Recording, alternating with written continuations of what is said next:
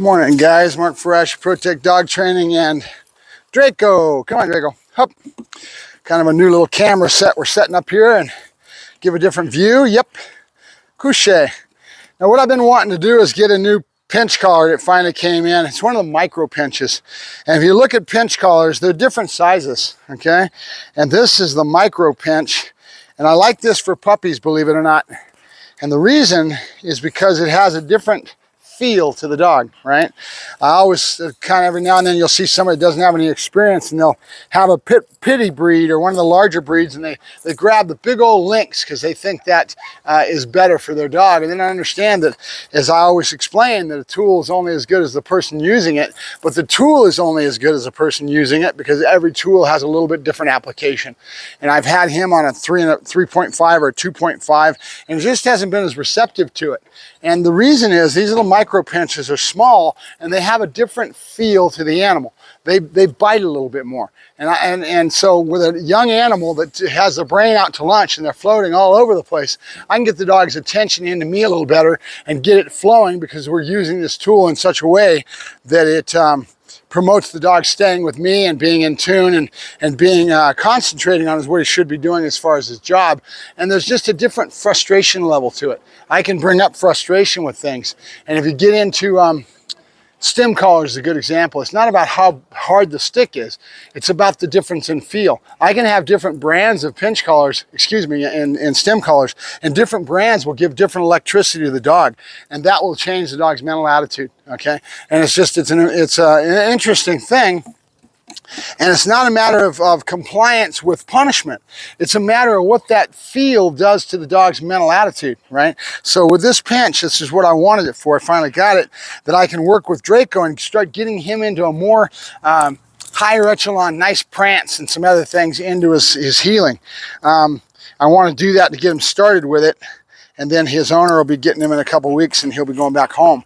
And his owner's got a lot of skill in regards to the perfection and criteria of he'll sit down, stay, and the work that goes into a really fancy type of healing and stuff. He gets into that. I can do it, but I don't live by that. I have a totally different demeanor where I want a dog to have strength, and I'm producing a working dog towards police and towards personal protection. I don't need that focused heel. The only reason I do the focused heel is to show off to you guys on screen so you can see that I can do that sort of thing, but I don't live by that, right? If you were to come to me and say you wanted the dog to be doing sport and you wanted to have that perfection in the work and you were going to pay me for it, I'd probably turn you down. It's not my area of expertise. It's not something that I don't live it, right? You want something like that, go see Oscar Moore. You know, that's the world he lives in. I don't live in that world, right? I live in the world of reality as far as really having a dog that's stable in an environment, people, places, things. Take a dog any place with me out in public, put him on a downstay, and have that dog working in a very public, functional world that's a lot different than just a show ring, right? Just different than the feel.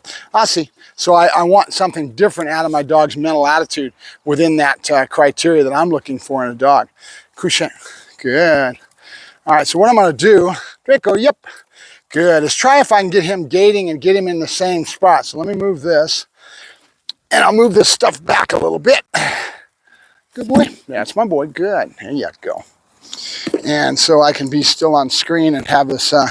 I know you want to go, huh? Yeah, you do, huh? Yeah, good boy. You ready? You ready? Here. Good. Yes. Good boy, good. All right, Draco, we're going to get rid of these. Come on. No. We're getting rid of them. Come on. I want to just get you gating. I want you to gate, buddy. I want you to gate. Okay. So we're going to try to... Draco. Up, yeah. Good. Now what I'm up to here... Up, yeah. Is to use the luring that I've got, and I'm going to be giving him tap, tap, pressure, right? So I'm going to be going pressure on, tap, tap, tap, tap. And again, you have the power.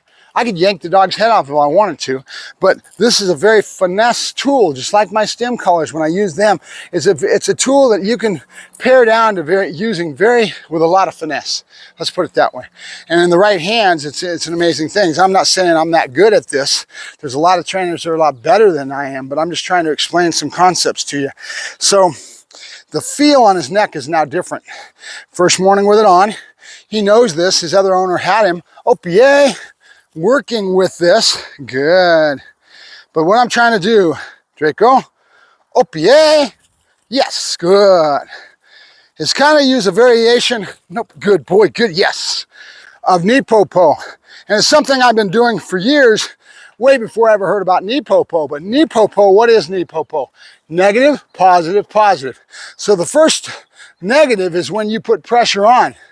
The first positive is when you take the pressure away, and the second positive is when you take him into drive and give him a reward, okay? So in this case, I'm gonna be using this in the drive because I want the dog's head up and I want him to get into a fancy gait. Let's see if I can, and this is all about pattern and routine that'll create this. It's gonna take a little bit of work until I get a flow with it, right? And then as the time goes along, I'm only gonna get 2 or 3 steps to start, and as time goes along, I'm gonna get more and more longevity in my gaiting and how distance, right? And I'm trying to set a gait. Good boy, good. Draco, good. Draco, oh, yeah.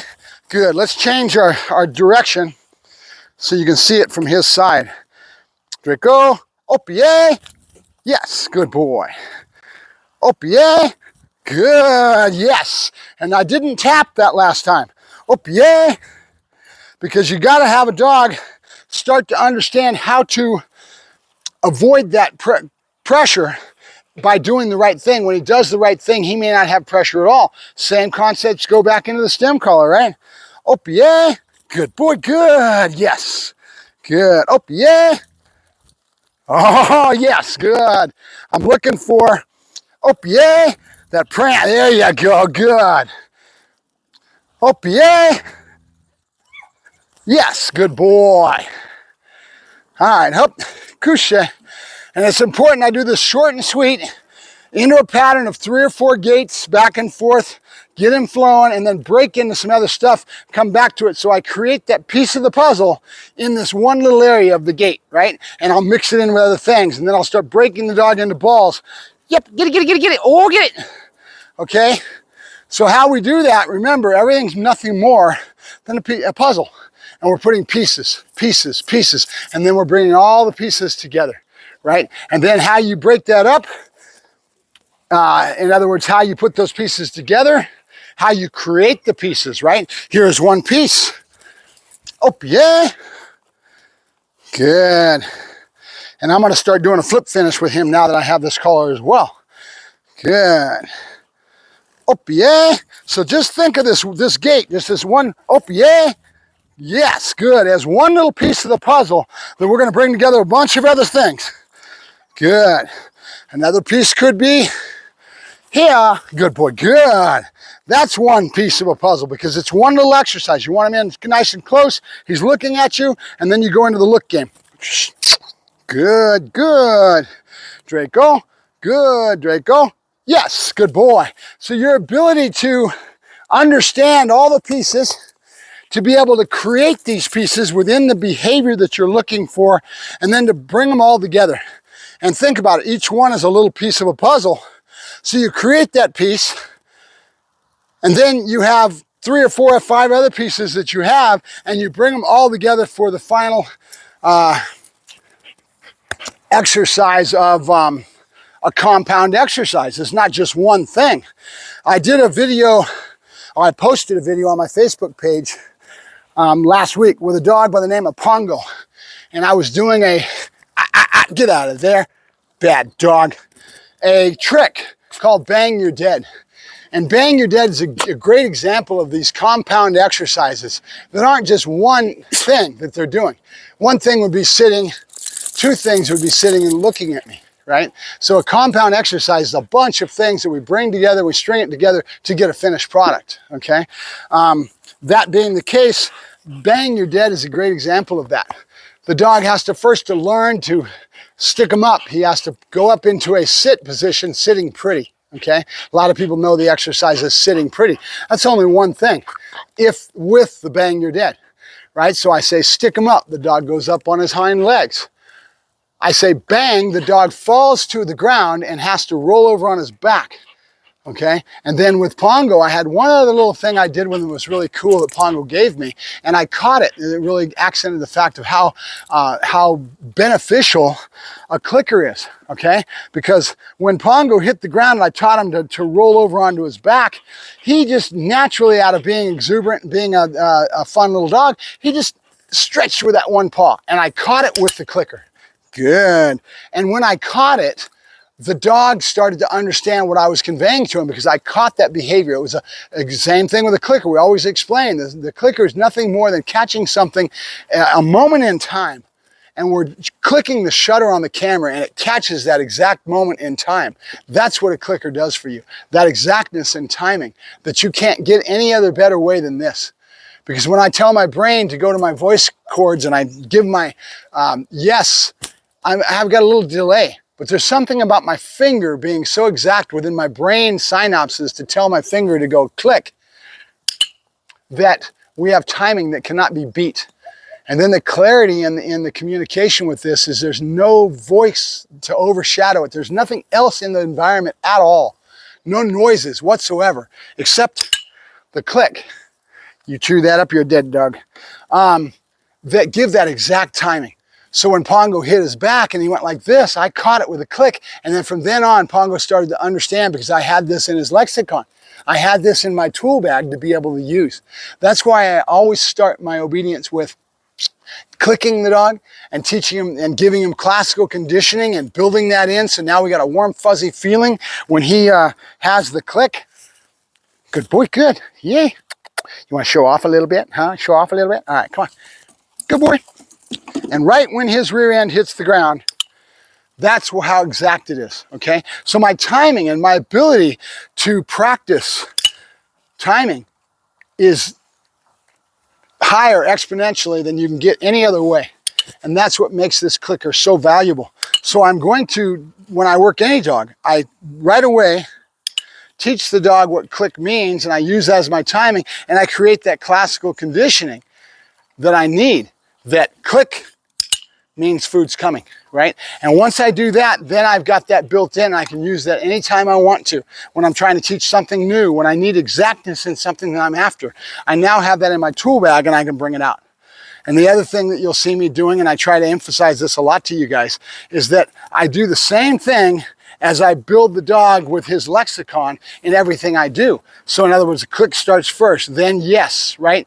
Luring is part of it. The explosion release is a part of it. These are all, yep, parts of the game to a point that I now have them to be able to use. It's part of his communication baseboard in how I build the dog, right? And all these little pieces of the puzzle are all there as I build. So it goes clicker first, then to yes, and a lot of my luring behavior, where if you notice this left hand, he sees this. Watch what happens when I say this. That's why you see me, yep, good boy.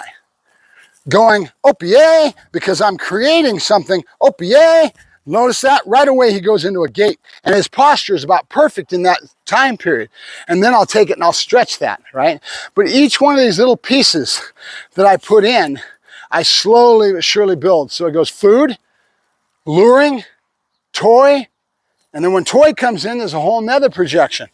And then I build that into it, and I just keep building. It's like building a house, right?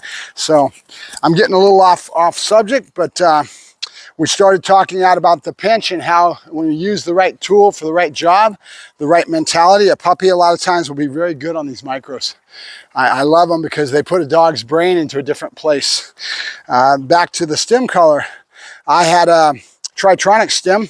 Then I had another brand that I had as well, which was the same brand that I use now, which is E-Collar Technologies, but I use the Easy Educator as my favorite one now. It's my favorite generalized collar that I use for my stem collar, is the Easy Educator, because it has everything you need.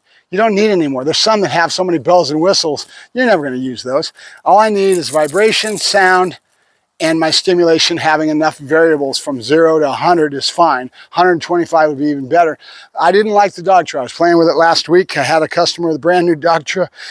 I didn't like it as much as I do my Easy Educator. Some of it's because I'm used to the tool, of course, but at the same time, it's just got a lot more functions to it. Good. couché. So the difference in the collars as far as brands, they have a different voltage, different currents, and they feel differently to the dog. And so I can get different uses out of that if I know what I'm doing and I have enough knowledge of the tools that I'm using. And I don't have all three of those in stock. I usually use the Easy Educator. That's all I need. But if I had a situation where I had high drive and the dog was really heavy into drive doing bite work and I needed something that had a little bit more ceiling to it, I would go to the Tritronics. Tritronics has been used for a long time for what I call a trash breaker. In other words, it's hot and cold. It's got that ability better than any other collar on the market. Hup, hup. But that's only one quadrant, as I like to say. I've been breaking it down and trying to explain this e-collar as being a three-dimensional tool and having a lot more ability. People only have the concept and they only have the perception that the e-collar is only used as a punishment, as a bigger stick. That's only one quadrant, one facet of that collar, of the collar, right? When I treat it like a three-dimensional tool, and I realize that the more I can wrap my brain around a three-dimensional chess game and get it into a lot more of a spectrum and use it with all those spectrums, with all those quadrants, then I become a lot better trainer. Right? Because the e-collar is not a punishment tool, it's a communication tool as far as I'm concerned. And if used properly, it's an excellent tool. Hup. Oh, we going potty? I didn't see that. I didn't see that. Couché. Pas bouger. All right, Mark Ferrasci, Protect Dog Training. Yakking as always, getting a little off subject and kind of bouncing around a little bit this morning, but it's a beautiful morning. I've got a dog being shipped in from Mexico that I've got to receive a little later. And I've got some other stuff I'm working on that I will tell you about soon that's going to be expanding our expertise and our ability. Remember, you never stop reaching and growing, folks. And as a professional, something that I always try to teach, to pass on, is that this trade is such a great trade because you're always learning and growing. There's always something new to learn. There's always somebody to go out and learn from. Draco, couché, couché, no, couché, good. So that's where I'm at right now. I've got a whole little goal that I've got in mind of reaching and stretching with some more knowledge base. I'll talk to you later. Mark Ferrasci, Protect Dog Training, and Draco.